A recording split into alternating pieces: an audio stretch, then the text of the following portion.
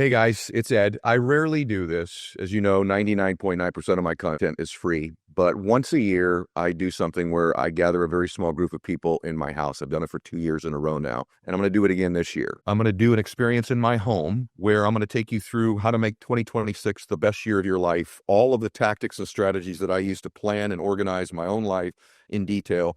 Same time, all of the mental rehearsal and visualization techniques that people pay me hundreds of millions of dollars a year to teach them. I just wanted to tell you this day is not something that I take very lightly. One thing you should know, full disclosure, is once this is sold out, I'm not adding extra days. And so last year, this sold out within about 24 hours. This year, I'm keeping the groups to 12, maybe 15 people. And so if you're inclined to spend the day with me, I would encourage you to take action now because truly this will be sold out probably within 24 to 48 hours. Click the link below and you can get rolling to spend a day with me in my home.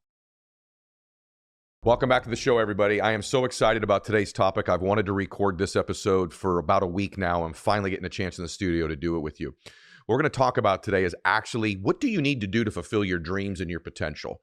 And I want to start out by saying something to you. You're going to have to decide in your life that you're going to be different, that you're not going to be like everybody else, that you're not going to be a part of the crowd.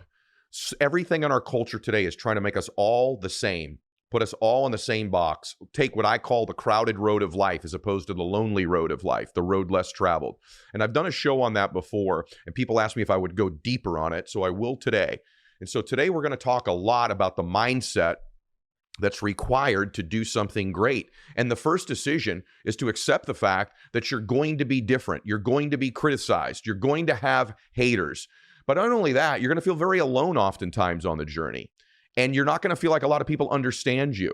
And it's making a decision up front that I'm okay with not being like everyone else. I'm okay with not being part of the pack, that I want to be different. I want to stand out. You know, it's a difficult decision to do that, especially when maybe you don't have the confidence yet to do it. But at the end of your life, you're going to regret the fact that you didn't go for it, that you didn't try to do something different and unique and follow your heart, follow your own path.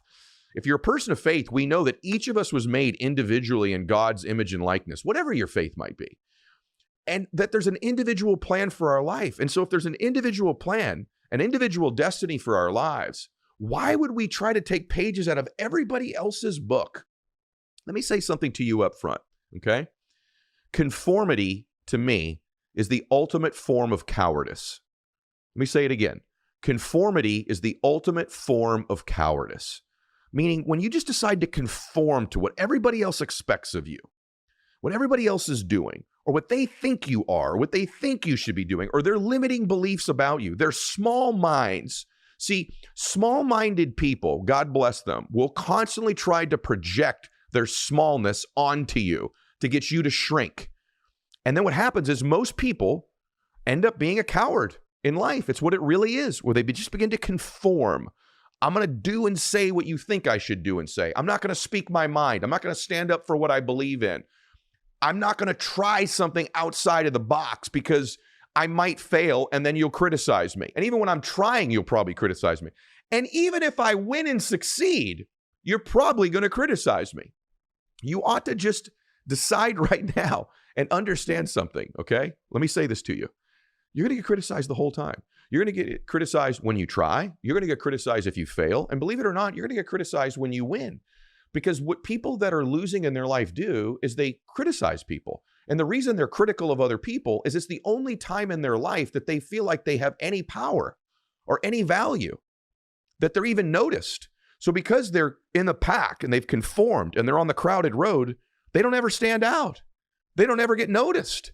And so if you're not ever going to do that and you're being a coward, which is to be like everybody else, well, what's the one way out of that cowardice is to be a bully, is to be a critic, is to sit on the sidelines and poke fun or tell people how they ought to do it better when they're not doing anything.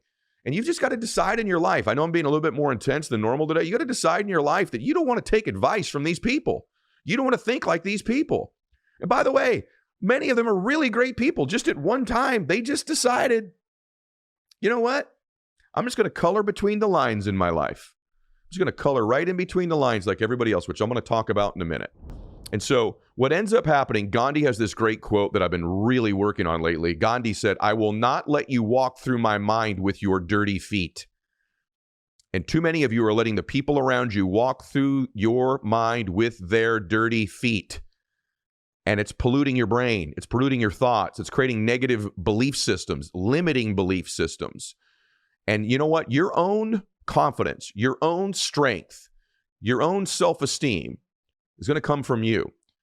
You have to understand something. When you try something in your life, okay, or you attempt anything in your life, you're either going to become wise or you're going to become wounded. And too many people, once they start to try, become wounded. The failure wounds them. The setback wounds them. The criticism wounds them. Their own, by the way, sometimes the people walking through your mind with their dirty feet are you and your own thoughts. And by the way, the reason I know this is I very much have done this myself. The guy walking through my mind most of the time with his dirty feet is this dude right here. And I've learned something. I don't have to believe everything I think. In fact, I don't anymore. Most of the stuff I think, all the studies say, I've said this in other podcasts, 80 to 90% of our thoughts are negative. These aren't my thoughts. Those aren't God's thoughts. Those are somehow very, very wounded man's thinking, not a wise man. And I'll ask myself that when I have these thoughts. Is this a wise man's thoughts or a wounded man's thoughts?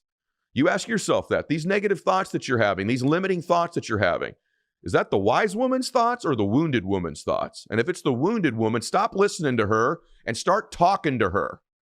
Sometimes in life, you got to stop listening to yourself so much and start talking to yourself. And it's all your responsibility. Listen, it's not called friend esteem or stranger esteem or mom and dad esteem. It's called self-esteem for a reason, because you have to be the one to believe it. And listen to me. Right, the fact that you're listening to my podcast or watching it means this: you're starting to grow, and maybe you've been growing for quite a while. And by the way, if you're outgrowing people, it makes them very uncomfortable with themselves. And then because they're uncomfortable with themselves, they become dream stealers. Because here's what happens. You getting bigger makes them feel smaller. And so the consequence, what a lot of us do, is we decide to shrink ourselves and get smaller so that they can feel bigger or safer with us around. Let me say that to you again. You getting bigger makes them feel smaller. And because you're a good person, whether it's your boyfriend or girlfriend, your spouse, your friends, your parents, whoever it is, what you do because you're a good person is instead of still getting bigger, you decide you will get smaller so they can feel bigger or safer with you. And what ends up happening is you shrink your dreams, and we shrink our lives. We shrink our energy. We shrink our capacity to fit in. And we make all these other people around us comfortable. And what I want you to do is I want you to make some people uncomfortable in your life. There's nothing wrong with making people feel uncomfortable. And if you're going to do it, see, to me, that's courage. Courage is being willing to make other people uncomfortable. Remember this. Sometimes I had to say this to my family: pardon my progress, but I'm going to be making progress over here, right? And eventually they might get on board and they might not get on board. But I want to know that at the end of my life, when it's over, that I've given it everything I've got. That I didn't shrink myself because I was a coward. I didn't shrink myself to please small-minded people around me. That my capacity to grow, my capacity to read, my total commitment to a personal development program, my total commitment to a self-improvement program. I started out as a very young man in my early 20s with absolutely no self-esteem, no confidence, no communication ability whatsoever. And I started the journey of self-discovery, self-improvement, and personal development. I was a terrible reader, but I found myself, at least I could read a book a month. And then I got to a book a week. And I got up to where I was reading sometimes 50, 60, 70, 80 books a year. And these were like mentors to me. When I read books, it's like this author is personally speaking to me and mentoring me, pouring into me. Man, if there was a podcast like mine back then, my gosh, I'd be glued. I mean, I would be glued to it. I don't mean to brag, but like I would be glued to it.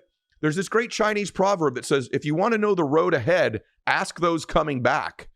And to be able to listen to my Thursday episodes or the people I interview on Tuesdays, these are people who have the directions because they're coming back. I think I have some of them.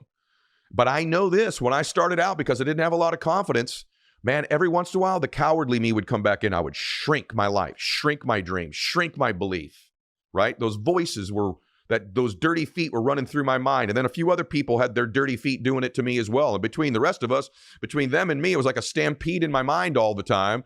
And I didn't want to make people uncomfortable. I still, to this day, At 53 years old, I'm a people pleaser. I don't like to offend. I don't like to hurt people. If I have strife with somebody in my life, like I can't sleep until I fixed it. I'm just wired that way. Many of you are. But I've learned that if I've made a mistake in how I've treated somebody or spoken to them, then it should bother me and I should fix it. But if the mistake I've made is trying to do something great with my life, the mistake I've made is trying to change my family tree forever, the mistake I've made is trying to be happier and grow, if the mistake I've made is trying to give to other people and contribute and create great memories in my life, then guess what? That's not a mistake. And I'm not apologizing for that. I've got one life, you've got one life, and it's time we have the courage to get after it and take the lonely road and not have this cowardice, this cowardly way about us where we just conform to what everybody else is doing. And I can tell you, I think I know where it comes from. I think it comes, believe it or not, all the way back when we were little kids in our coloring books. Remember how much we were trained over and over again to color between the lines? And I was always a terrible colorer. I'm left-handed. I've got no coordination skills this way. You go look at my old coloring book, they're just terrible. But we're trained as children. Color between the lines, Sarah. Color between the lines, Bob. Color between the lines. Stay between the lines. And we're over and over and over, this is reinforced to us to stay between the lines. And there's a lot of great things about school, but coloring between the lines, sitting in the same way, fold your hand, all these things. What ends up happening is we begin to get older. We literally start to only color between the lines in our life. We don't want to get outside the lines. And I'm going to say something to you. All great people color outside the lines. All the people you admire, what do you admire about them? They colored outside the lines in their life. They didn't stay a conformist. They didn't stay with some predetermined picture. See, here's what a coloring book is. Here's the picture. Now you just fill in the one I gave you. Color between the lines. And that's what most people do in their life. The world hands them, here's your picture. This is what you get. This is your life. This is the one you're handed. Stay between the lines. Don't you veer outside those lines. Don't you get outside of there. And what happens is that we have this thing that's now wired into us once we're adults. Oh my gosh, I'm outside the lines. I better get back. I'm outside the lines. I better get back. And it becomes something in life where I've never been out here before. I need to come back. I'm misbehaving. I'm going to get in trouble. I'm not doing what I was trained to do. This isn't what I do. And I can tell you that's why there's so few people in life that win. But I can tell you the decision they've made. They've made the decision that they're not coloring within the lines anymore. And so my challenge to you today is to have courage, is not to conform, but to create, is to decide in your life that you're not playing within these lines somebody else handed to you, that you're going to design your own life with God, your own story, your own pictures, and that you're going to pick up a new pen, a new crayon. You're going to start coloring a whole new picture of your life. And when you begin to do that, it's going to be uncomfortable at first. And by the way, some of you have said, Ed, I've done it. And you know what? Now that I'm listening today, I'm back between the dang lines again. I was outside. I had some failures and setbacks, and I ran back within the picture they gave me. You've got to stop this tendency of running back within the picture that everybody gave you, shrinking your dreams down, shrinking your life down to fit between these lines, some artificial lines that everybody, a random person, I guess, gave you. But I can tell you this, I don't believe you were created to stay within those lines. I don't think you yet have any idea what your potential is and your capacity. But what I can tell you is you begin to expand your capacity and you start really getting out there. You'll be surprised how far you can go. The people that I know that are successful, myself included, if you think I am, for me to look back now, how far I've come, my gosh, it's amazing. You'd have told me all these different things would happen. It blows my mind. But the reason that happened is I finally started building a habit of I'm not shrinking to make you comfortable. And by the way, I'm not going to shrink to make me comfortable. I've got incredibly comfortable at being uncomfortable. In fact, this is probably not great to admit, but when I go too long just kind of laying around being comfortable, I start to get uncomfortable. I start to get uncomfortable not doing difficult things. People ask me all the time, why do you do cold plunges in the morning? Is it the anti-inflammatory properties? Is it, I don't know. No, not really. In fact, there's some data that says the longer you do it, the less that has an impact. I don't even know if that's right, but that's why I do it anyway. The reason that I do it is it's hard. The reason I do it is it's difficult. Successful people, happy people do difficult things. Unhappy people, and I believe unsuccessful people, have a tendency to not do difficult things. There's this great story. My firm at one time, we sponsored Carl Edwards. He was a NASCAR driver, very successful one for a long time. And I asked him about driving a NASCAR. And I'll never forget what he told me. I said, what's the hardest part? And he goes, well, there's obviously the physical toll that it takes on you, Ed, and obviously the mechanics of knowing how to drive the car correctly and all those things that I don't understand of being a top athlete in any sport. But he said the most difficult part is when you're driving and there's a crash in front of you and you're doing 150 miles an hour and all you can see is a smoke cloud. All you can see is a smoke cloud. And he said, and what you got to do is drive right through that cloud. You got to drive right through it. And he goes, and it's scary because you don't know what's on the other side.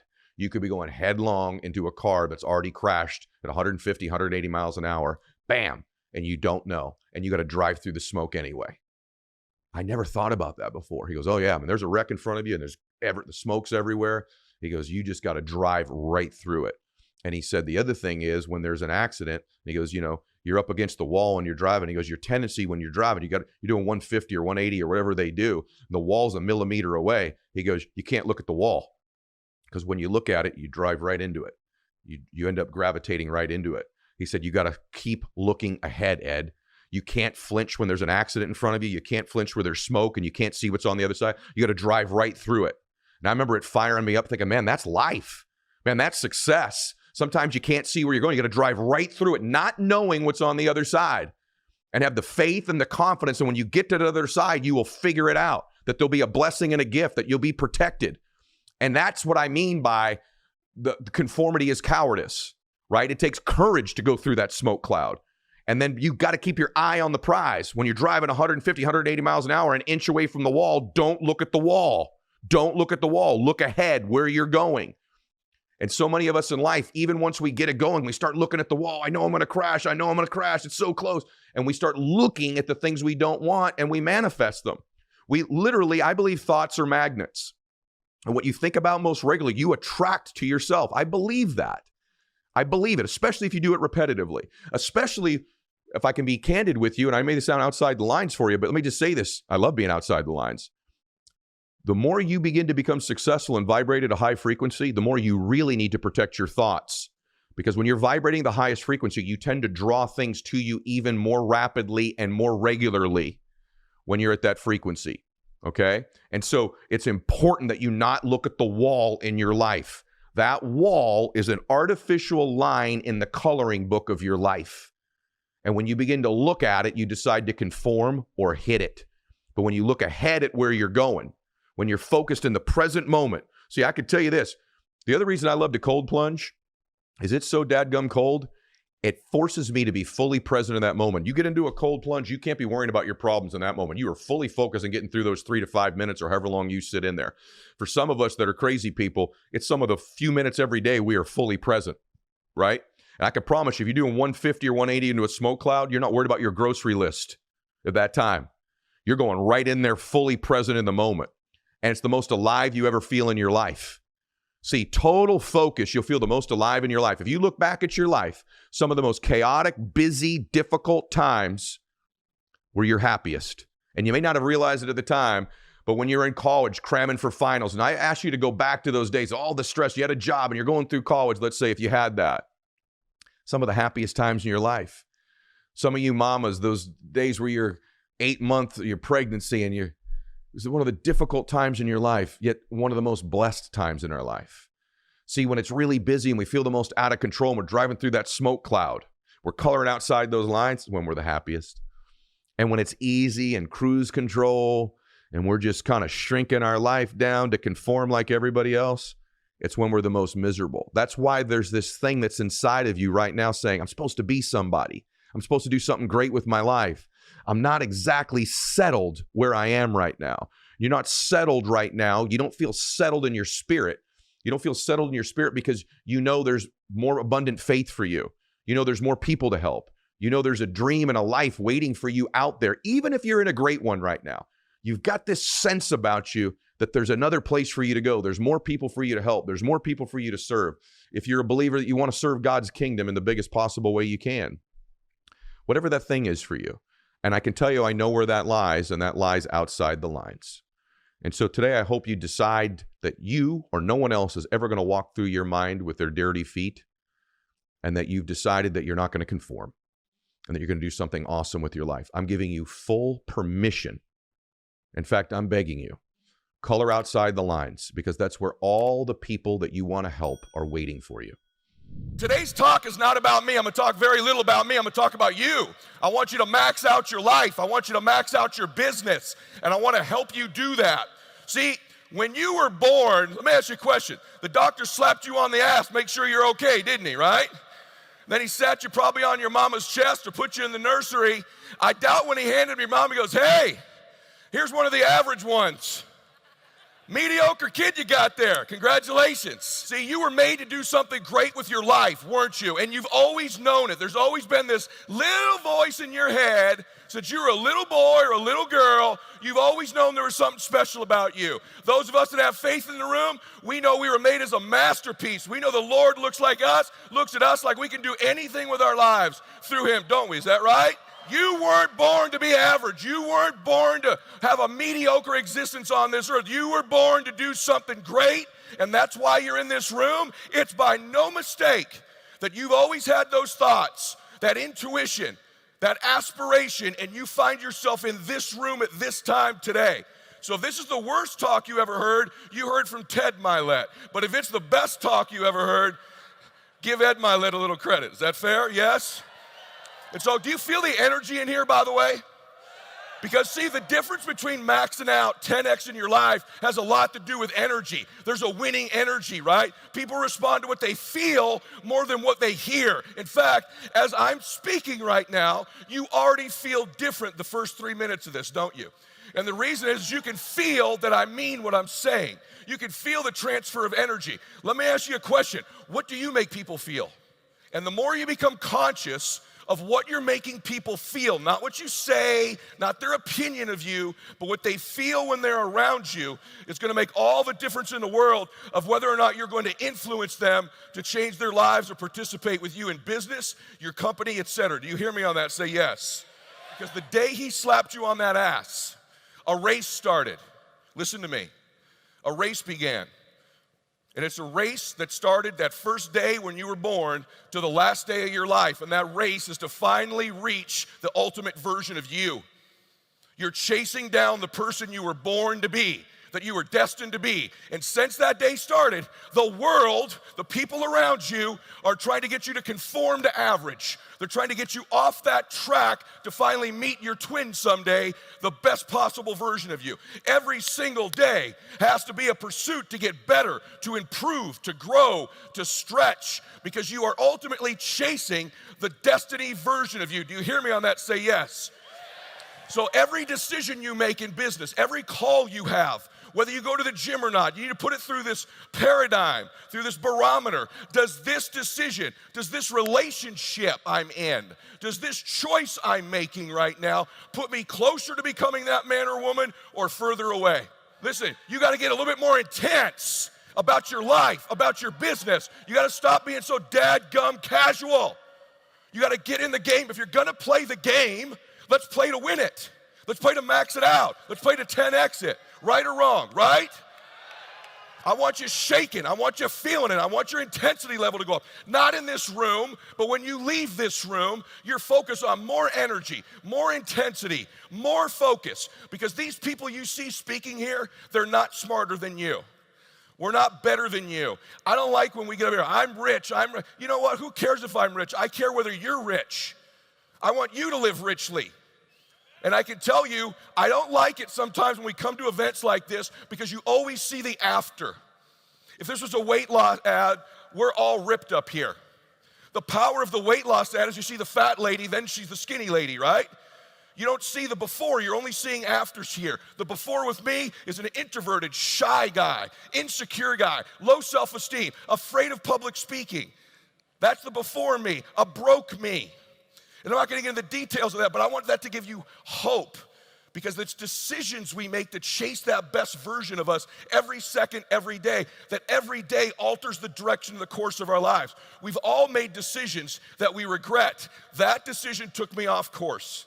That decision put me further away of being the best life I could have, the best version of me. When you were a little girl or a little boy, there was somebody who knew you were special. It was your grandma, your uncle, a coach, a teacher. There's been one person in your life, hasn't there? They're the one who knew you were special. There's always one. If you're blessed in life, you may have 2 or 3 of those people. Just picture their face for a second. Who was that person that when you were a little girl or a little boy, they just looked at you a little different? They just knew you were special. They knew you were great. They knew you could do something great with your life. See, I think the key to being great in business is being that person in other people's lives. I don't believe in faking it till you make it. And you can listen to all my podcasts and know how broke I went. But I'm going to prove to you how crazy entrepreneurs are. Because you know what entrepreneurship is, right? It's the greatest self-discovery process in the history of mankind. Isn't it? You learn more about yourself, what you don't know, your resiliency, how tough you are, what your weaknesses are by being an entrepreneur. It's probably the greatest self-discovery program in the history of the world. It's also this. It's the greatest self-improvement program with the highest compensation package possibly attached to it too. That's what entrepreneurism is, a self-improvement program with massive compensation package attached to it. And that's why too many of you are too focused on growing your company and not focused enough on growing you, because your company will never, ever exceed your identity or your vision for it. You got to grow you, because what will happen when it starts to grow, you'll start making unconscious mistakes to shrink it, making bad calls, getting weak, getting lazy, making mistakes. You're all nodding because you've all done it, because at some point your business got ahead of you. Far too many of you in your life are obsessed with what cab driver number 2 and bouncer number 1 think about what you're doing, instead of the lead characters. You're obsessed with what other people think about you. The thing that's going to kill your dream is your addiction to other people's approval. And cab driver number 2, he ain't going to approve of what you're doing. And at the end of your damn life, he's not going to show up in any of the important chapters. Yet you give him all this power all the time. Stop giving people power who aren't in your book. Do your life for the leading characters. You, your spouse, your children, your parents, your legacy. They're the lead characters in the story of you, of your life. And the more you focus on them. And I know that many of them are the very ones giving you a hard time. They're the very ones telling you, you can't make it, you should quit, you should give in. Let me tell you, as somebody who experienced that, who's now written a pretty damn good book, they are thrilled with the book. And they knew you were going to write it all the time someday. But you get focused on the lead character. Here's the good news. A leading character can decide to live a new script at any point she wants. She walked in here one character, and she says, you know what? I am the lead character. This is some stupid script my parents gave me, or a script my boss gave me, or a script someone else gave me, or my husband gave me. You know what? Screw that. I'm the new leading character. This woman's more beautiful, more confident, more influential, more resilient, more evangelical. This woman's just a little stronger. And you leave here in the break, and you just feel different. You decide, I'm a new character. I'm a new leading character in the book of my life. Because the more you decide to take control of the narrative, of the script of your life, and you live your dream, the more likely at the end of your life, you're going to meet that dude. You're going to meet that woman. See, at the end of my life, because I am a person of faith, the Lord's going to go, hey, hopefully he goes, well done, good and faithful servant. And I have this other little hallucination. He's going to go, hey, by the way, this guy over here, this was the man you could have been. This is the person you were born to be. All those choices you made, if you made them all, you got the right place, this is who you could have become. This would have been your dreams. This is where you would have gone, what you would have seen, who you would have helped, what you would have changed. This would have been your book. Meet him. My dream in my life is that when I meet that person, we're not total strangers. You don't want to get to the end of your life, and that character is a total stranger to you. I don't care if you have faith or not. You know damn well there's going to be a funeral for you someday. And at that funeral, there's going to be a sense and a spirit of what you could have become. The woman, the man you could have become. And every day those decisions you're making to max out your life are chasing that person. See, you know what I want at the end of my life when I meet him? Watch how I pull this together. I want to be identical twins. I want to be identical twins. I want you to be identical twins. Ted and Ed are going to meet each other someday, and I'm going to say, hey, man, good to see you. Been riding with you for quite a while. Been chasing you, man. He's going to go, I've been watching you. You're exactly like me, man. We're identical twins. You maxed out your damn life. Congratulations. Max out, everybody. God bless you. Welcome back to Max Out, everybody. I'm Ed Mylett. Today we're going to talk about the echo of life, or the echoes in life. And what I mean by that is, you know that when you hear an echo, you've said something, but there's a delayed response until you hear it coming back at you, and then you experience the result. And that's how life works. See, today, one of the reasons so many people are confused about their lack of success is because we live in a very immediate gratification type society, meaning people expect results to happen instantaneously because we can get access to information instantaneously. We can get on social media, we can get music, we can get a movie, we can get a Google search, we can get a book, we can get anything we want instantaneously. But what you can't get instantaneously is success in life. And we've been raised in a generation now, many of us, even older guys like me, we're programmed to get things right now. And this hurts us in life because we don't realize the echoes of life. See, for me, for example, when I'm having a difficult time in my life in one area or another, all I have to really do is look back 60 to 90 days, and it's the behaviors I had 60 to 90 days ago that are causing the results I get negatively right now.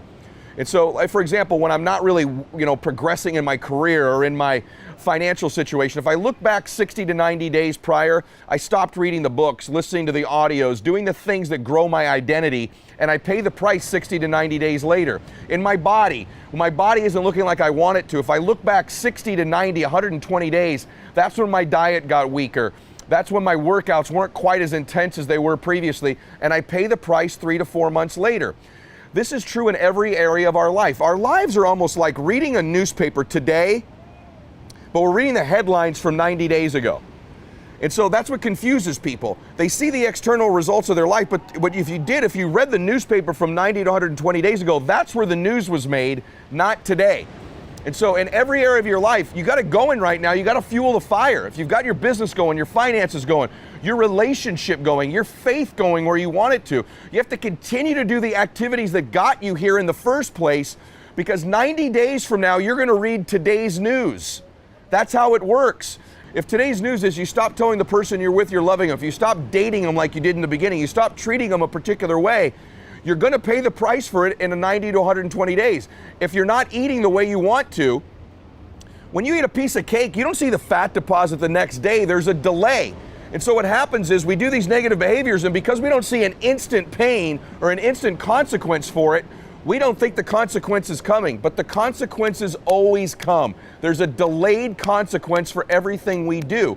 And so today, you're getting the external results of 90 days ago's headlines of what you were doing. And the mistake most people make is they get things going in their life, they get their business going, and they stop the very things that got them there because they believe today is the headlines. But you're going to read it in 90 to 120 days. You're going to pay the price.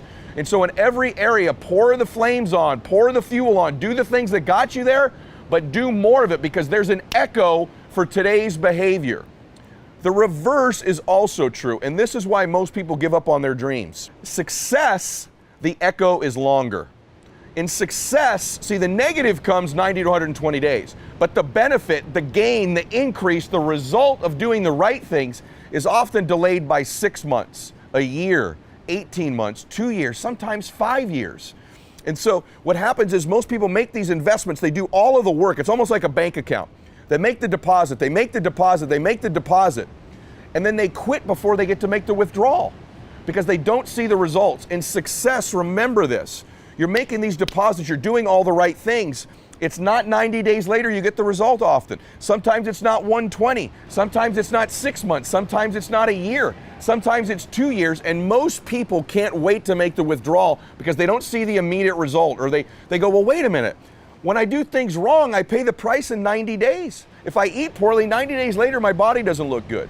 If I don't perform right in my business goes down 90 to 120 days later.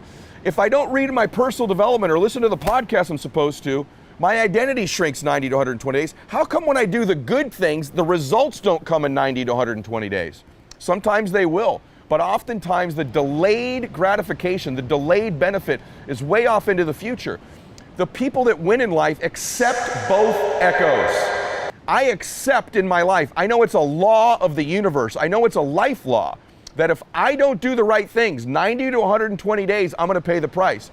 I also know the other law is, if I'm doing the right things, the benefit, the body changing, the finances changing, the life changing, the relationship changing, might be delayed by 6 months, not 90 days, might be a year, might be 2, might be 5 years in some areas, but I accept that there's always a payoff. Remember this, there's always an echo. There's always a consequence. If you do the wrong things, no matter how good your business is right now, listen to me.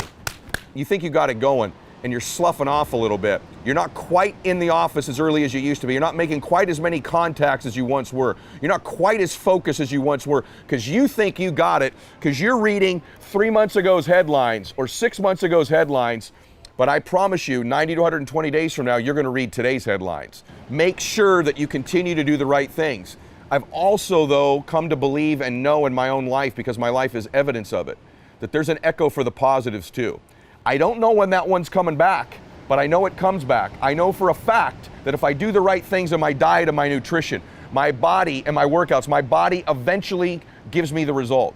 I know in my finances, if I do the right things, eventually there's an echo that comes back. I'll eventually read today's headlines of my life and celebrate them. I know in my relationships, if I invest and do the right things, the loving, the caring, the believing, the actions required, that at some point there's an echo that comes back and that relationship blossoms and flourishes. I know it in my identity. I know it in my self-confidence. If I do the right things, the echo comes back eventually. The thing to accept is it's going to come back. And if you know this, you begin to win. If you know this, you don't look at today's life and believe you've got it wired. You don't look at today's life and believe you're relegated to these results forever. You know there's a negative, which is 90 to 120 days, and you know that there's a positive, which that echo comes back longer. And the winners keep making the deposits, keep making the investments, because they know for a fact that eventually there's a withdrawal. One of my favorite parables in the Bible, and I'll probably mess this up because I do that all the time, but I mean this with the right intention, is the parable of the sower, which basically says that if you keep planting seeds, that eventually God will provide a harvest. I've begun to know that that's one of the laws of life, one of the echoes of life, is that there's a harvest. But those seeds that you're planting, or those phone calls, that diet, that workout, those things you do in your relationship, the investments you make in yourself and your identity, that if you keep planting those seeds, i.e. making those deposits, those investments, that eventually God will provide a harvest in your life. But not all the seeds reap a harvest. Sometimes you're going to plant seeds that don't have great soil, or there's thorny soil and the seeds don't grow. The wind can get it, the rain can get it, the birds can take seeds, whatever can take the seeds. But eventually, if you keep planting the seeds, that there's a harvest that you will be rewarded with.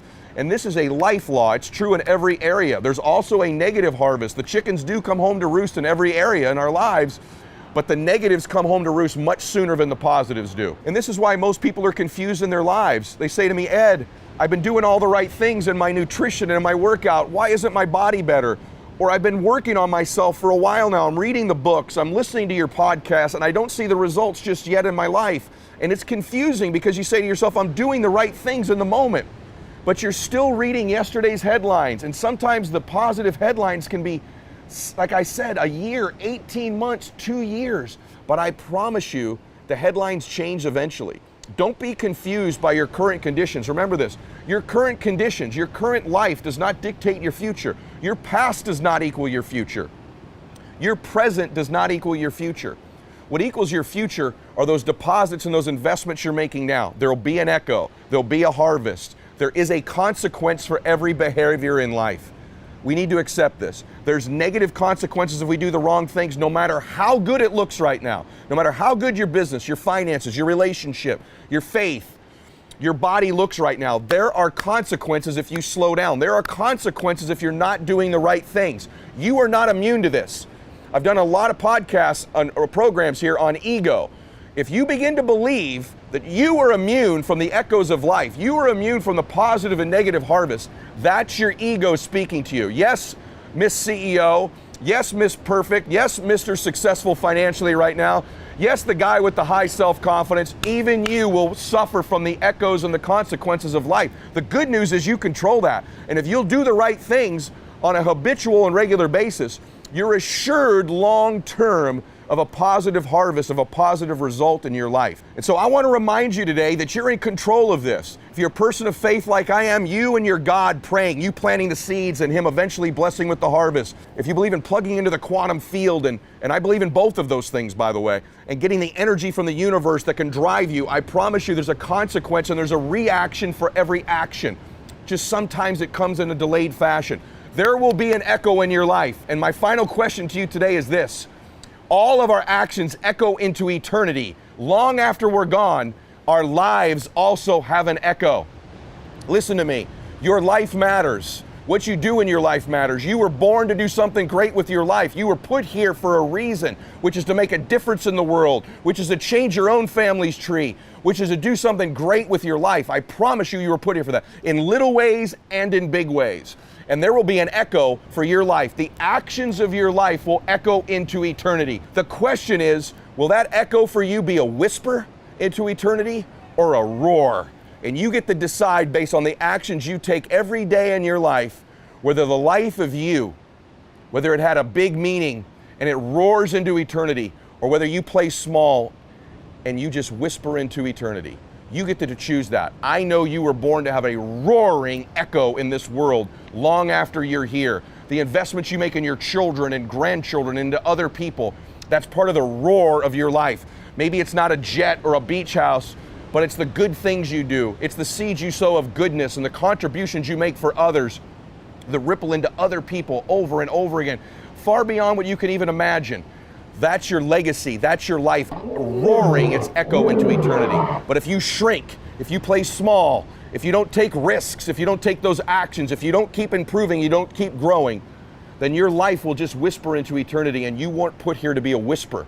You were put here to be a roar into eternity. I know that for you. I'm 100% convinced of what I'm telling you here today. I believe in you, I love you, and I know you've got what it takes. Just remember this. Make the deposits, make the investments, plant the seeds. There'll be a harvest. It just is going to be delayed in God's time or in delayed time. Today, what I want to talk about is qualifications for your dreams. You know, most times in life, we do everything we can to disqualify ourselves from our dreams and our potential.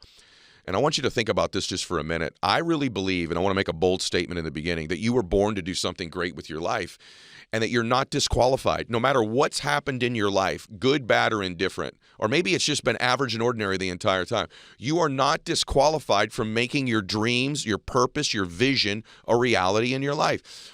But what we do often, and I've done it many times, is I think my past disqualifies me or some mistake I've made. So we hold ourselves, it's almost like a weapon we use against ourselves, is we hold our past mistakes, our past failures, our past setback, our past average performance and behavior as if it's a predictor of what our future is. We think we're disqualified. So I'm here to tell you that the things that are the biggest setbacks of your life, the things you might be most ashamed of, the biggest disappointments, the biggest what you might call failures, where people have hurt you, or maybe you even hurt others, sins you've had, mistakes. You know, I've had a divorce, so I'm disqualified from winning. Not true. Or I've had this setback. No, you're not disqualified. Well, I've had a bankruptcy, or I had a business failure, or I've just always been invisible and average, so I'm disqualified from ever doing something great in my life. And nothing could be further from the truth. It's the great lie of life. The great lie of our lives is we begin to stack things that didn't work out as evidence that we can't win in the future, as evidence it's not going to work. We actually also literally think it disqualifies us somehow from winning. And I'm here to tell you that is a great lie that millions of people around the world are telling themselves. And what if I was to tell you that I think those same divorces, setbacks, failures, sins, mistakes, the average performance of your past are the very things that do qualify you to change other people's lives and fulfill your destiny. That's what I actually believe. See, in life, if you really want to impress people, show them how perfect you are. Show them your best Instagram photo, your biggest achievement, the best things you've done in your life, how happy and smart and amazing you are. You really impress people. And you'll connect with nobody. And you will change nobody's life. But on the other hand, if your ambition is to change other people's lives, is to make a difference with your own life, to make an impact on people's lives, then show them your imperfections. If you show them your imperfections, you will connect with them. Let me give you the best example in the world. Someone said this on my show many times. I've said it before. You are most qualified to help the person or people you used to be. Say that to you again. You are most qualified in your life to help the person or people you used to be. Rory Vaden said that on my show. I've said that back since 1997, a version of that. I just didn't know how true it was until recently. So as you all know, I wrote the #1 best-selling nonfiction book in the world this year called The Power of One More. If you haven't got that book, I would recommend you go get that book. I believe it'll change your life. But after I wrote that book and it became a bestseller, I woke up one night And the book is really about the lessons I learned from my dad. As many of you know, but some may not, my dad was an alcoholic and a drug addict for the first 15 years of my life. And then he got sober when I was 15, and he made one decision to do that and stayed sober one day at a time for the rest of his life. And I'm in the personal development, the change your life space, because I believe human beings can change. In fact, I don't believe it. I know it. And the reason that I know it is because my own hero did it. I watched my dad live a particular way that wasn't great the first 15 years of my life. And then the next 35 years of my life, I watched him live as a completely different man. A magnificent life, a giving life, a kind life, a beautiful life, a heavenly life. So I know humans can change because I watched my hero do it. But what's most amazing about my dad's sobriety is I woke up one night many months ago crying in my sleep. And I woke up and I said to my wife, she goes, "What's wrong?" And I said, "Well, you're not going to believe this, but I just realized something. Someone helped Daddy. Someone helped my dad." She goes, "What are you talking about?" And I said, "Well, when Dad got sober, someone helped my dad change his life. Some precious human being stepped forward and said, 'I can help you.'" See, we're born in our life to do great things in our life, big and small, but we don't know when we're doing them, whether they're big or small. We don't know the ripple effects. And I said, someone helped my father in the worst moment of his life. My dad was either going to take his own life or lose his family. And in that terrible moment, I don't even know where it was. Was it a bar somewhere, an alley? I don't know who they are or where it happened. But what I know is some human being changed my dad's life, which then changed my life, and I've changed millions of people's lives. This precious human being has no idea that that one act, that one generosity, that one helping one person has impacted millions of people because they helped my father in that alley or that bar somewhere. Is that not remarkable? That one act, the ripple effect, has affected millions of people's lives. And that's not the most remarkable part of it, even though that's crazy to think that as a human you have that power. You help one person. The ripple effects are unknown. That's not the most amazing part. The most amazing part is, what was it that qualified that precious human to help my father? What were their qualifications? The very things that most people would think disqualified them. The things that that person was most ashamed of, their biggest failures, their biggest sins. You know what qualified that person to help my dad? They were also an alcoholic at one time. They were also a drug addict at one time. They also lied and cheated and stole money and lived in the shadows.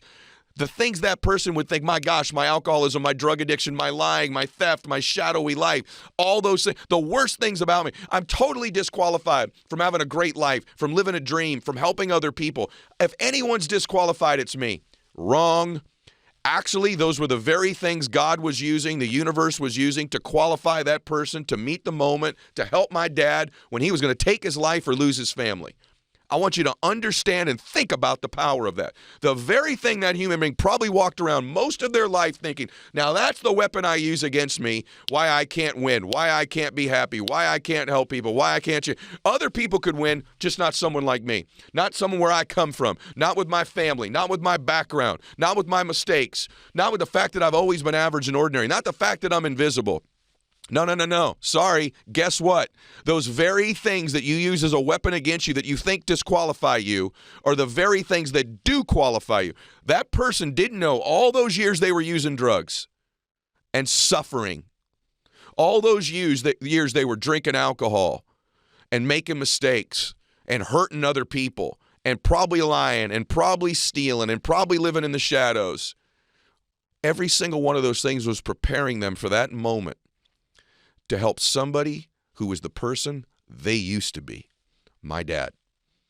You are most qualified to help the person you used to be in your life. I'm a living proof of it. By the way, so are you. As you're listening to this or you're watching this, you are part of the ripple effect of that one act, that human being who helped my dad, who helped me, who's now helping you. What I hope you do today is, by the way, you share this episode with somebody so that ripple continues. I want the world to understand one thing. You are not disqualified from making your dreams come true. I don't care. Some people think, well, that's what I look like. It's where I come from. It's the mistake I made. It's none of that crap. Those are the very things that are qualifying you right now, because you are most qualified to help the person you used to be. And by the way, that's why growing matters, because every time you grow into a new version of you, you are most qualified to help the people who you used to be. And then you grow up. People go, why do you still grow and read and expand? Because I know every time I grow and change, I now can help that person I used to be, those people that I used to be. If you were once broke and now have figured out how to make money, you can help broke people. If you were once overweight and now are fit, you can help all those people. If you were once broke in and now are a little bit less broken, you can help broken people. If you were once invisible and average and ordinary and in despair, you can help people who feel average and ordinary and invisible and in despair. If you were once insecure and shy, and maybe you are right now, and lack self-confidence or lack direction or lack purpose, and then now you find it and discover it, you can help all those people in the world who currently lack purpose, lack confidence, lack inspiration. We are most qualified in our life to help the person or people we used to be, and never underestimate the ripple effect of you just saying, hey, I'm imperfect too, but this is what I've learned, and I'm here for you, and I love you, and I believe in you. I honestly believe that if this one message reached millions of people, we would have a different world. We'd be a little bit less judgmental. We'd give each other a little bit more grace. We'd have way more people pursuing their potential and their dreams. See, I have an addiction. I have a lot of them, but my main addiction is I'm addicted to the expansion of my being. I'm curious and fascinated by what my capacity can be to do different things in my life. And that constant pursuit of potential, that constant pursuit of growth, that lack of judging myself, that lack of assessment of negative thoughts about myself, and giving myself grace of knowing, yeah, I just made a mistake, but guess what? I've learned from that mistake. I've grown from it. And now I'm qualified to help the people who may make those same mistakes. The reason I do this show is because I just have a lot of experience with failure. I have a lot of experience with setbacks and frustrations. I know what it's like to live scared. I know what it's like to live with negative emotions. I know what it's like to live afraid, to live angry, to be depressed. I know what it's like to be broken. I know what it's like to be broke. I know what it's like to not have electricity in my house. I know what it's like to not have running water.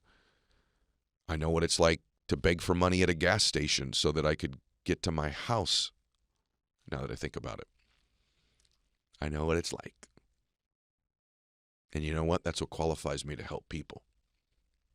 See, it takes leaders with vision to help people with dreams.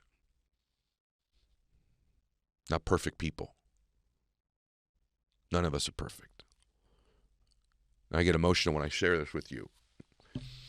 Not for me, but for you. I want you to make your life something awesome.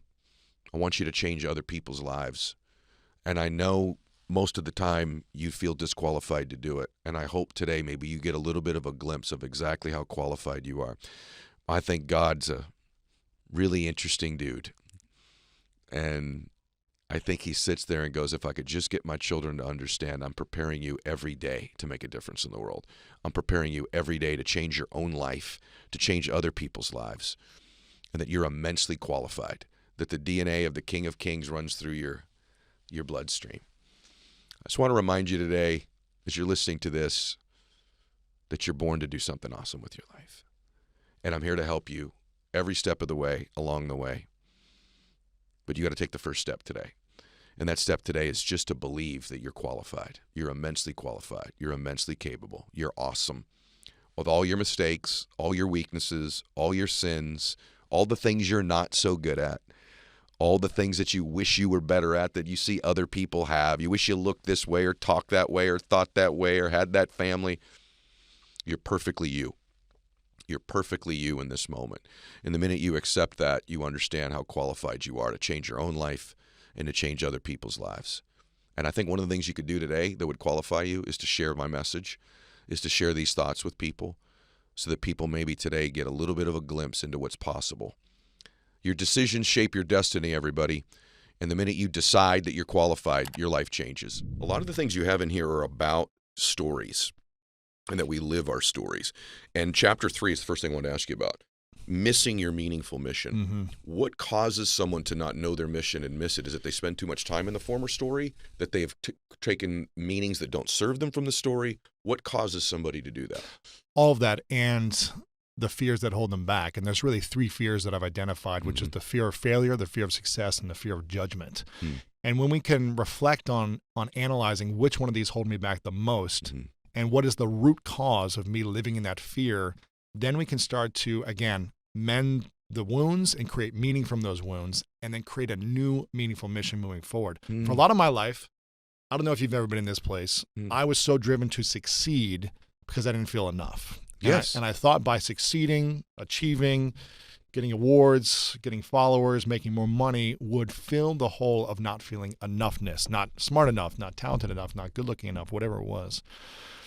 Is that something you've experienced in your past? 1,000,000,000% exactly Right. the same. Yes. And for me, I don't know about you, but when I would experience success in sports and then early in business, it's almost like 20 minutes after I accomplished a goal of 10 years I was chasing, I was angry. Yep. I don't know if you ever felt that way. 100%. I was angry, and I was kind of like mad at everyone around me. Yes. Like when everyone's celebrating me, I was kind of like, get away from me. Yes. And I didn't understand it until I started the healing journey about Help me 10 understand years ago. So this is what happened for me. Okay. I realized that my fear, when I started to dissect this, I was never afraid of failure. And I don't think you ever were either, because you're an athlete. And athletes who go through the journey of multiple sports, which we both played, multiple sports, we have coaches that say, hey, it's okay to fail, just adjust it a little bit, adjust your shot, adjust your swing a little bit. Yep. You're going to miss it, Yes. but here's how you adjust it.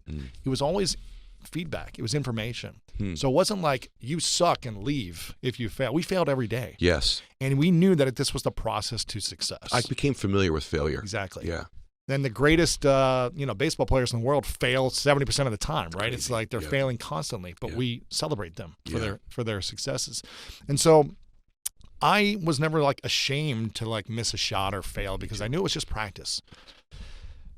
And I always wanted success, so I wasn't afraid of success. I wanted success for the wrong reasons, though, and that's why I was upset and angry when I would accomplish it. And I feel like I needed more. Me too. But I was like, I want to accomplish success. I'm excited about it, so I'm not afraid of it. But I was afraid of judgment. I was afraid of the opinions of other people, and I was afraid of what people would say in front of my face, behind my face. Would they accept me? All these different things.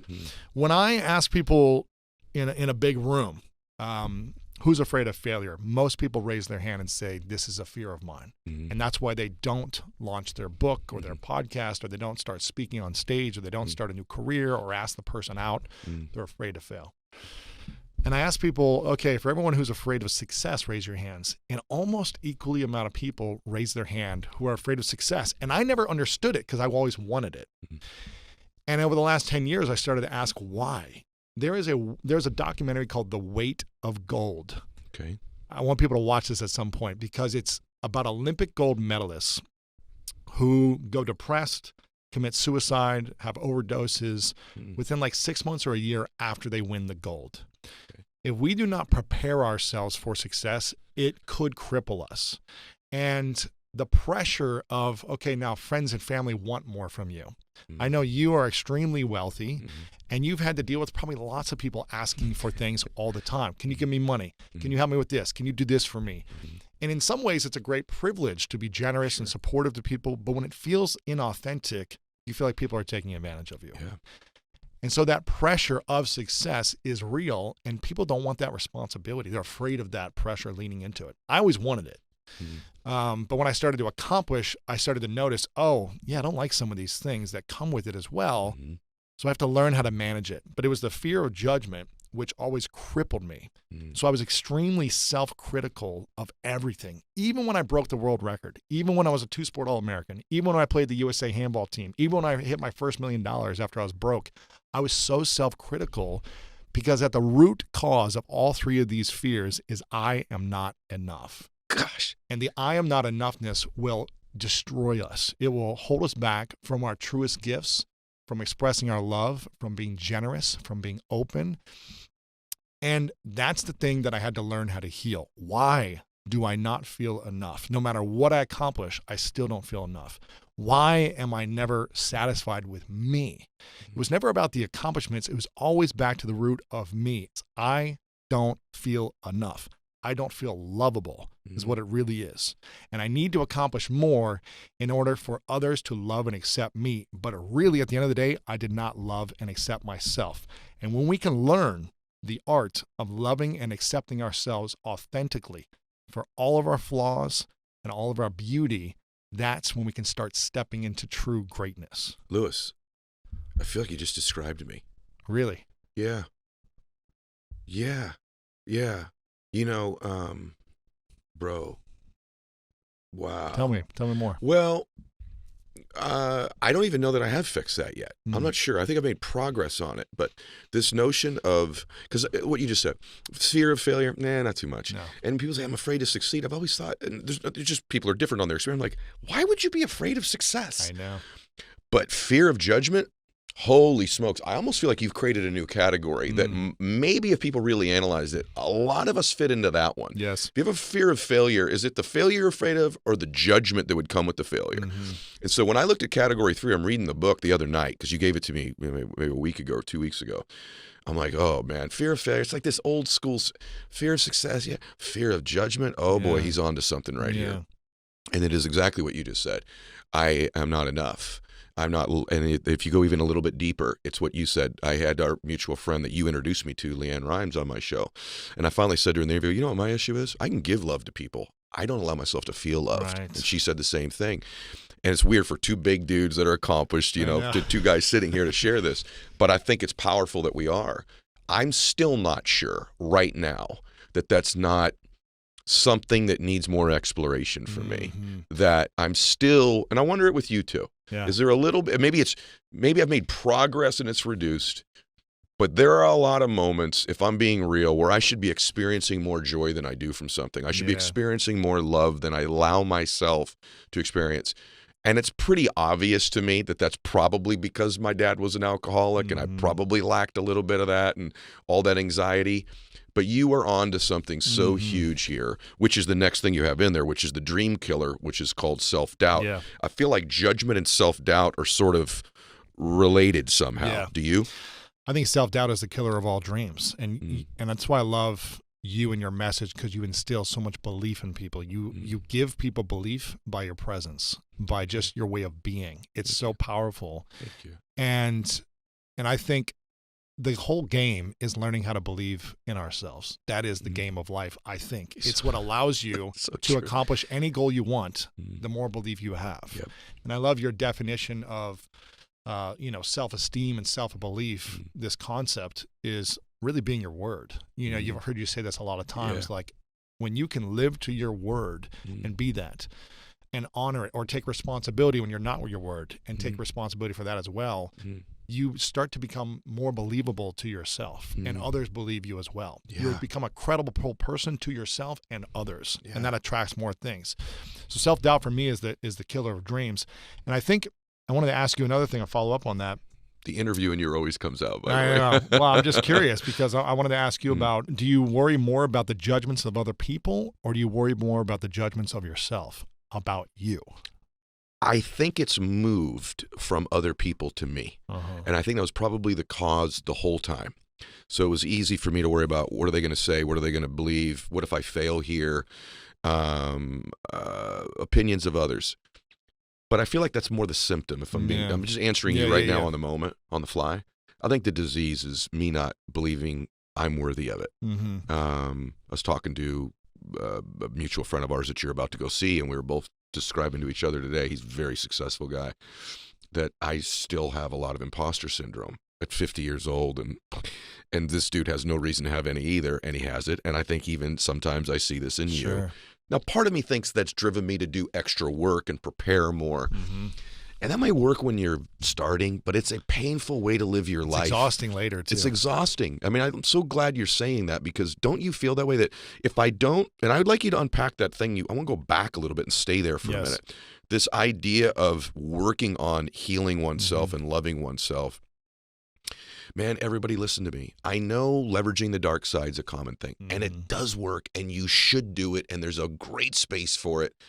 for a while. But But if it's the only thing that moves you, don't you agree? It's just eventually miserable. it's exhausting It's after exhausting, right? a while. And I think, you know, we all have our own hero's journey to fall on that dark side, you know, early to push us. It's a driver to overcome something. Yes. Right? But I think we've got to learn how to mend and heal at some point. Otherwise, it's going to constantly be exhausting and feel I'm not enough, or I'm always fighting something. Yeah. I'm always trying to fight. And that was most of my life, was a fight. Everything was a fight. Me too. Relationship, competition, sports, business. It's all like a fight. Fight. And it's exhausting. That you end up not winning.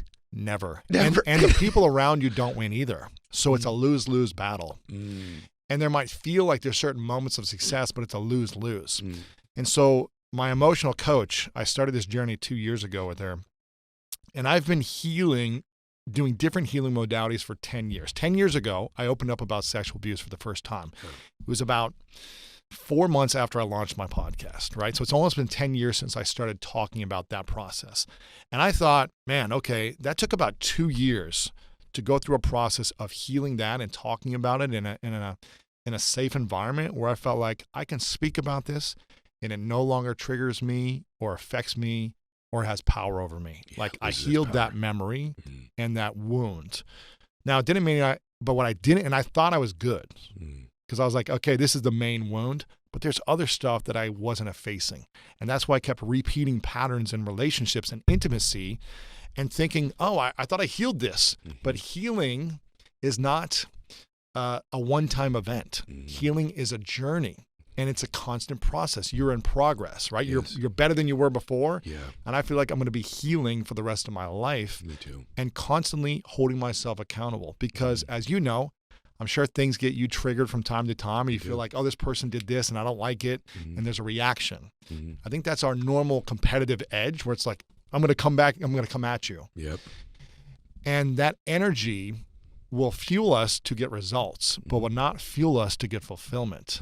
And so I've learned how to manage that energy, and I still get triggered and reactive and all these things. I'm not like this perfect human, but I do emotional coaching every 2 weeks to get me back to a place of peace. So it just helps me integrate the lessons I'm learning, reflect on, oh, I went back into that place of pain. Yep.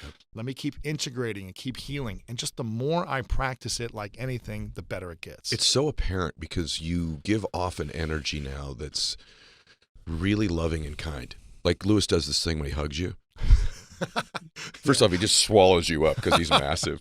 But he does this thing where he holds you a little bit longer than might be comfortable for you initially. And then you're like, this actually feels really good. Yeah. Well, some people don't like it, but I just keep doing it anyways. I know exactly why you do it. And you're 100% right. If we're just talking as brothers here, you can think you've healed something, but if you haven't changed the patterns in which you live your life, like, for example, when my dad got sober, he fixed the issue with drinking alcohol, but he still had what they call like the alcoholic's personality. Yeah, of course. Right? Very obsessive, went to anger quickly. Yeah. You know, would remove himself emotionally from situations, didn't listen, didn't pay attention very well. So the pattern stayed the same. He wasn't doing the drinking, but he was still the personality. That's exactly right. Yeah. And I think that's an evaluation for everybody. And by the way, I think Lewis and I would both tell you, there's a place to leverage a dark side. 100%. A light that's just light all the time. Sometimes a little bit of the dark side makes the light side even brighter.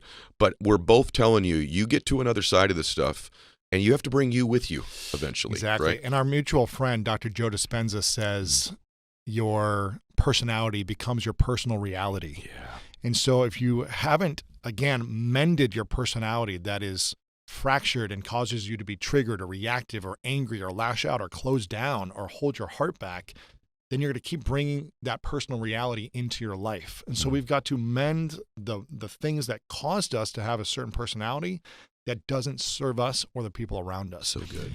So you said this quote, "You have it within you. I'm no different than you. I wasn't born with some magic gene that you don't have. I just wanted to win so bad that I didn't allow anyone or anything to steal my dreams. Procrastination is a thief and fear is a liar." Whew. So first question on that is, growing up, what were your greatest fears? I had so many. It's really weird. As you're asking that, I was starting to actually get emotional. Because I was picturing was picturing me as a little guy. And it's just dawning on me how scared I always was, you know?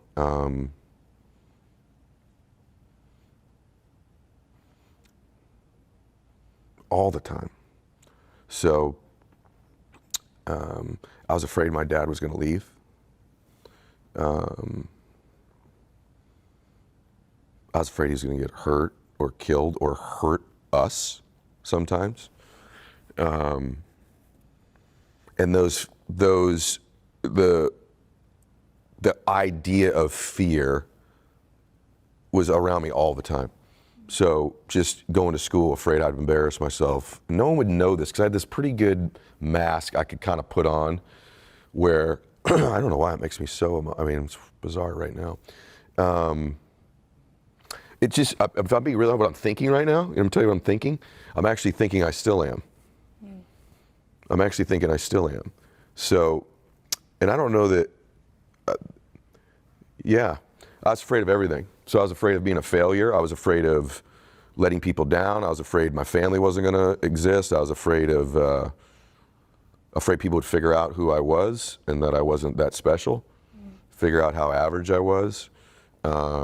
When I even had success, like when I played baseball, I'd have this fear that it was a fluke. I still have a lot of that to this day where I'm like, it's a fluke. They're going to figure me out eventually. They're going to figure out I'm not that big of a deal. So I think that, now I will say that I think those of you that are like, wow, relating to that a little bit, I think not all emotions are negative or positive. Some fear is healthy. Some fear causes us to focus. Some fear causes us to make our best effort, right? We were given fear back in the caveman days so that T-Rex didn't eat us, right? So there's some fear, but to be riddled with it all the time. And I think I'm still a little bit of that guy. I think I still have a lot of it. So I had lots of fear. I had a lot of chaos. I realized as I got older, and by the way, I talk about in the book that you have an emotional home, that you have these 3 or 4 or 5 emotions you get on a really regular basis.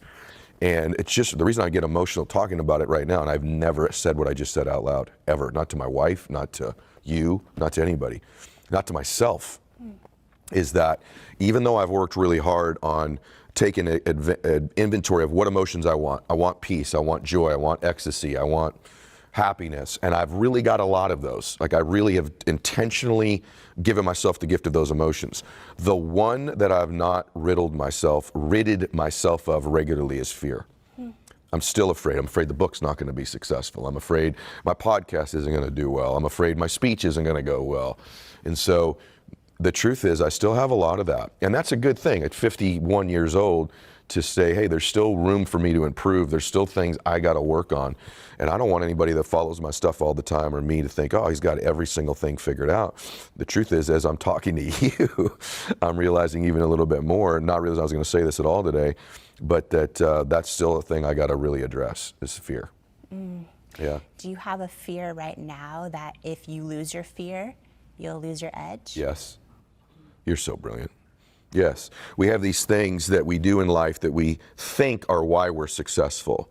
Now, I know that too. Like, I know that I used to think my intensity, almost my temper when I was young in business.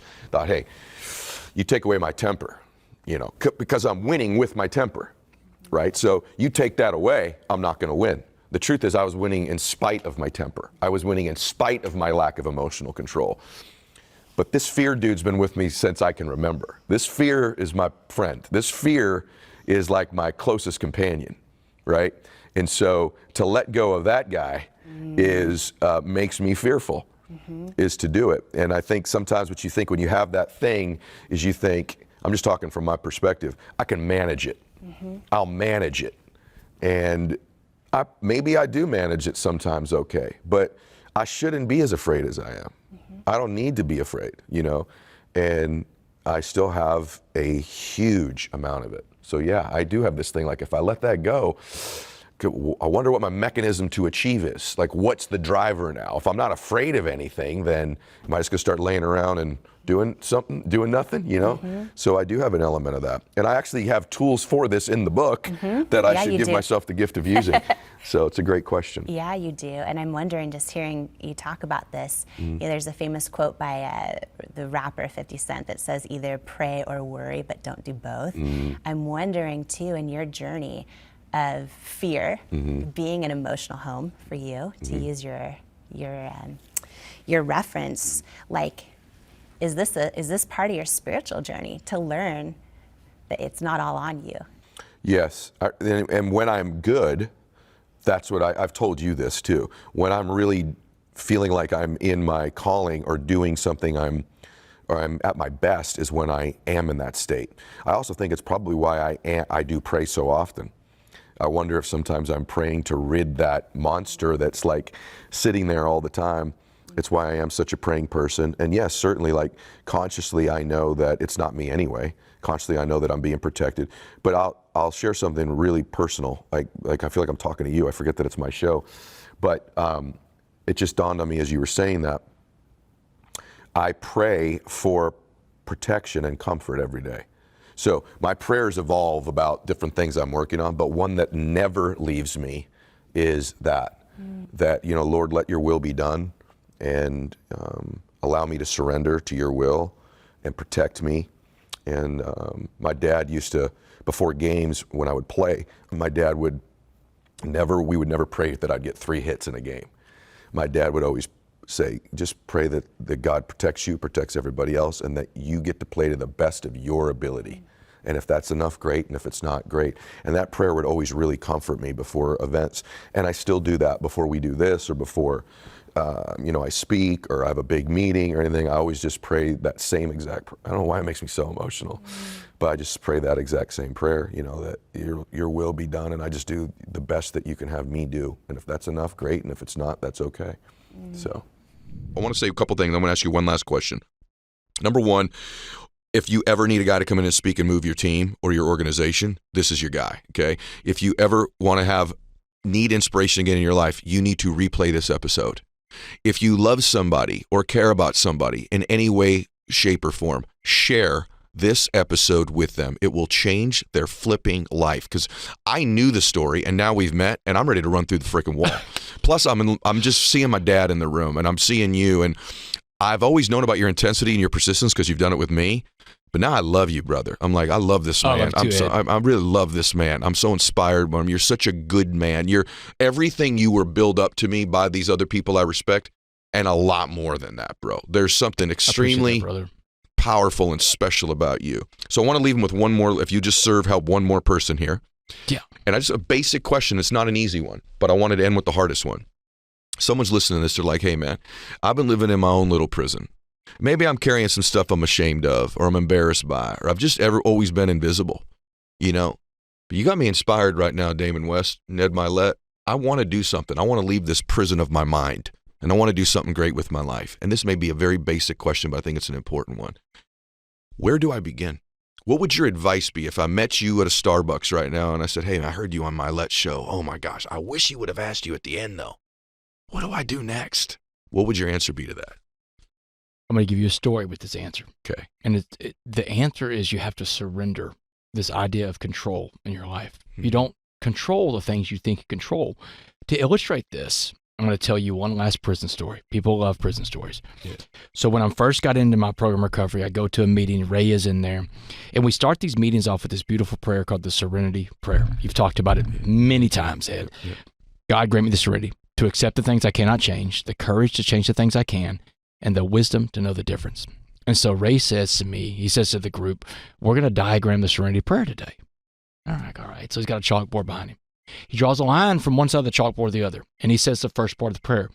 God, grant me the serenity to accept the things I cannot change. He said, Damon, the things you cannot change are on God's line. He said that God's line is represented on that chalkboard, but it's bigger than the chalkboard. It goes from one horizon universe to the next. That's how big God's line is. And he said, every time you try to touch something on God's line, you've hurt yourself and you've hurt other people because you are not God, and God doesn't need your help to do his job. He said, stay off of God's line. Then he goes up to the board. He erases an inch off the big line on the board, and he holds his fingers up to the room about an inch apart for everybody to see. He says the second part of the prayer, the courage to change the things I can. He said the things you can change, Damon, are in your line. You get 1 inch of that big line. That's it. That's the scale, too. He said that 1 inch line is called humility, because he said humility is being right-sized. And when we are right-sized, then we can be useful to other people, which is the secret to life, to serve other people. He said, and on your little 1 inch humble line that God gives you are the 4 things you control in life. He said, God gives you 4 things on your little line. These are the 4 things you have control over.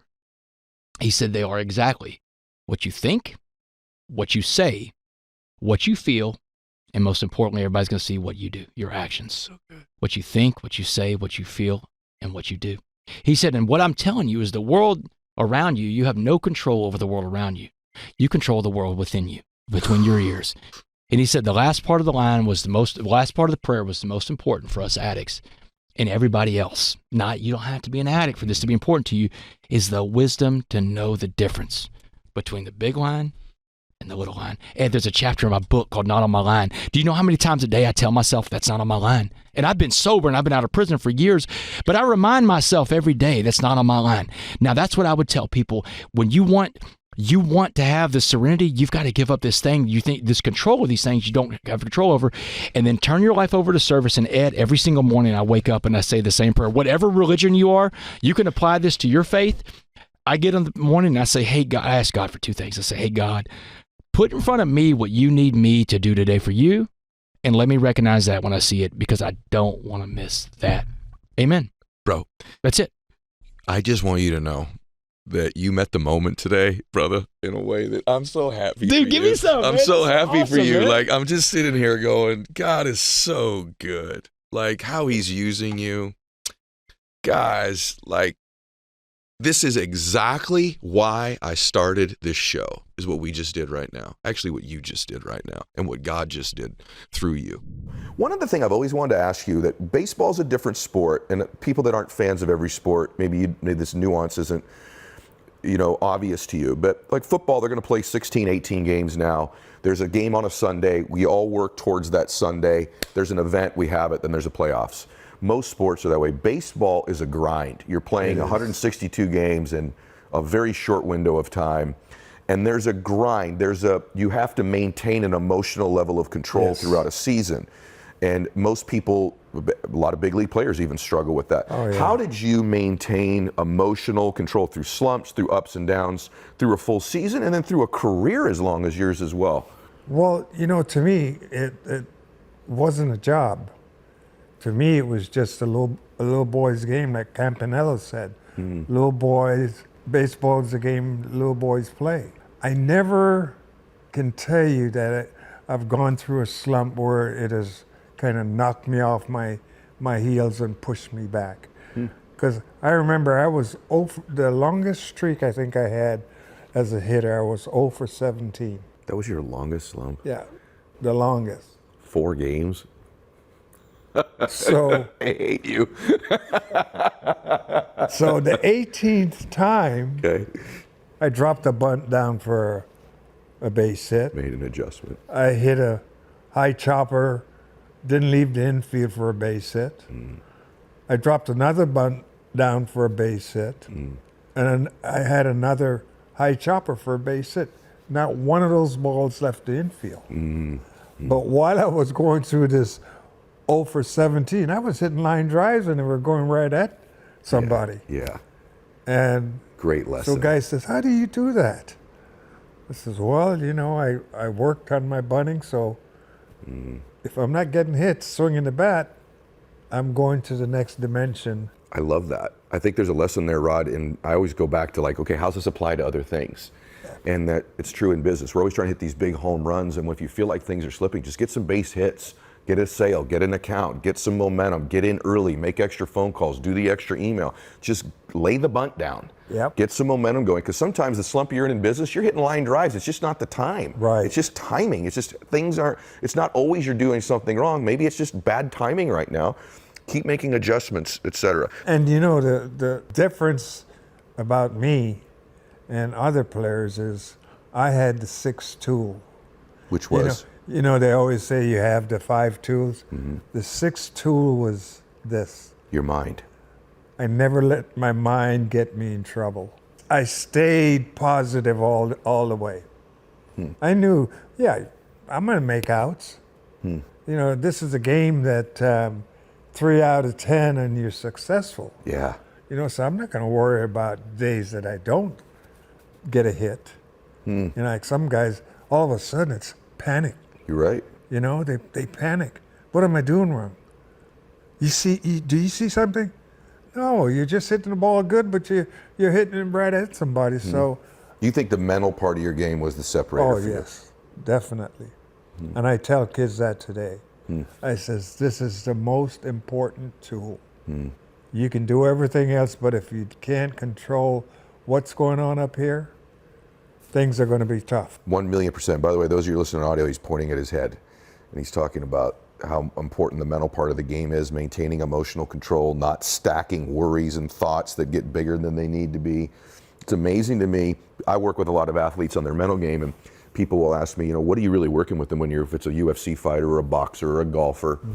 And I'll tell them often, the main thing we work on is their confidence.